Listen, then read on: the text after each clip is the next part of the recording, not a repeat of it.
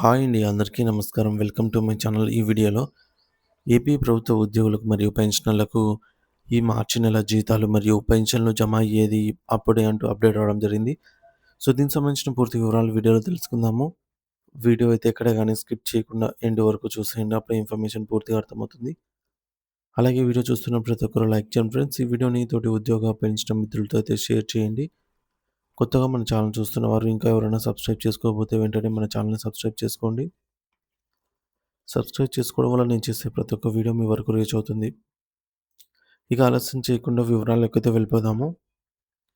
Friends, ఇక విషయానికి వచ్చినట్లయితే గౌరవనీయులైన పెన్షనర్లు మరియు ప్రభుత్వ ఉద్యోగులందరూ దయచేసి ఈ ముఖ్యమైన సమాచారాన్ని గమనించవలసిందిగా అయితే కోరుతున్నాము. అదేంటంటే సాధారణంగా ప్రతి నెల ఆఖరున పెన్షన్ జమ అవుతుంది. కానీ ఈసారి 31 మార్చి 2026 తేదీన మీ ఖాతాల్లో జమ చేయబడదు. ఎందుకంటే ఆ రోజున ఆర్థిక సంవత్సరం ముగింపు. సో, ఫినాన్షియల్ ఇయర్ ఎండింగ్ పనుల వల్ల బ్యాంకింగ్ కార్యకలాపాల్లో జాప్యం జరుగుతుంది కాబట్టి, దీనికి అదనంగా ఏప్రిల్ 1, 2 తేదీలలో పోస్ట్ ఆఫీసులకు మరియు బ్యాంకులకు నాన్ బ్యాంకింగ్ రోజులుగా ప్రభుత్వం ప్రకటించింది. మరి ఈ 2 రోజుల్లో బ్యాంకులు మరియు పోస్ట్ ఆఫీసుల సిబ్బంది ఆహ్, లోపల పనులు నిర్వహిస్తున్నప్పటికీ ప్రజలతో ఎటువంటి నగదు లావాదేవీలు అయితే జరపరు కాబట్టి, సో, మీ ఖాతాలోకి ఎటువంటి సొమ్ము అనేది క్రెడిట్ కాదు.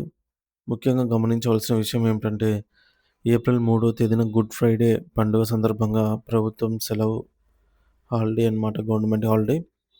దీనివల్ల వరుసగా 3 రోజుల పాటుగా బ్యాంకింగ్ సేవలకు అంతరాయం ఏర్పడుతోంది. కాబట్టి పెన్షన్ లేదా ఇతర ప్రభుత్వ చెల్లింపులు ఏప్రిల్ 4వ తేదీ శనివారం నాడు మాత్రమే మీ ఖాతాల్లో పడే అవకాశం ఉంది. ఒకవేళ సాంకేతిక కారణాల లేదా సర్వర్ సమస్యల వల్ల ఆ 4వ తేదీ కూడా పెన్షన్ జమ కాకపోతే, మరుసటి రోజు 5వ తేదీ ఆదివారం కావడంతో ఆ రోజు కూడా సెలవు ఉంటుంది. ఈ కారణాలన్నీ పరిగణలోకి తీసుకుంటే పెన్షన్ చివరగా 6వ తేదీ సోమవారం నుండి మాత్రమే జమ అయ్యే అవకాశాలు ఎక్కువగా కనిపిస్తున్నాయి.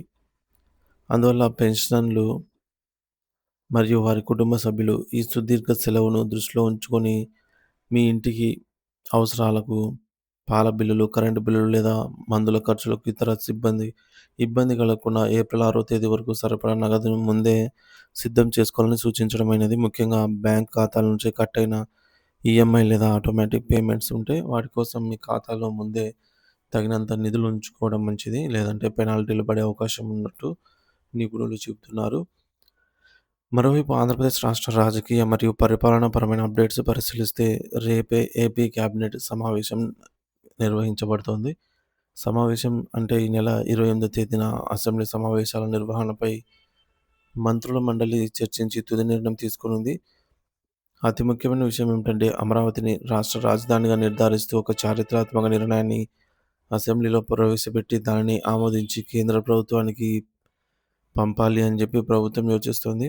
దీనికి సంబంధించిన అధికారిక అసెంబ్లీ నోటిఫికేషన్ ఈరోజు రాత్రి లేదా రేపు వరకు వెలువడే అవకాశం ఉంది. చివరగా డ్రాయింగ్ అండ్ డిస్బర్సింగ్ ఆఫీసర్స్ డీడీఓలకు మరియు సంబంధిత అధికారులకు ఒక ముఖ్యమైన గమనిక. మార్చి నెలకు సంబంధించిన జీతాల బిల్లుల ప్రక్రియ ఇప్పటికే ప్రారంభమైంది. ఈసారి బిల్ నంబర్ 2026 అనే కొత్త సిరీస్‌తో జనరేట్ అవుతూ ఉన్నాయి. కాబట్టి బిల్లులు అప్లోడ్ చేసేటప్పుడు ఈ మార్పును గమనించాలి. అలాగే ట్రెజరీ అధికారులు, ఎస్టీఓ ఆమోదించిన ట్యూషన్ ఫీజు రీయింబర్స్‌మెంట్ బిల్లులు విజయవంతంగా ప్రాసెస్ చేయబడి ప్రస్తుతం ఈ-కొబర్ పేమెంట్ సిస్టమ్‌లోకి చేరుకున్నాయి. త్వరలోనే ఈ నిధులు లబ్ధిదారుల ఖాతాలోకైతే చేరుకోనున్నాయి. ఇది ఫ్రెండ్స్, ఇప్పటివరకు నా తాజా సమాచారం.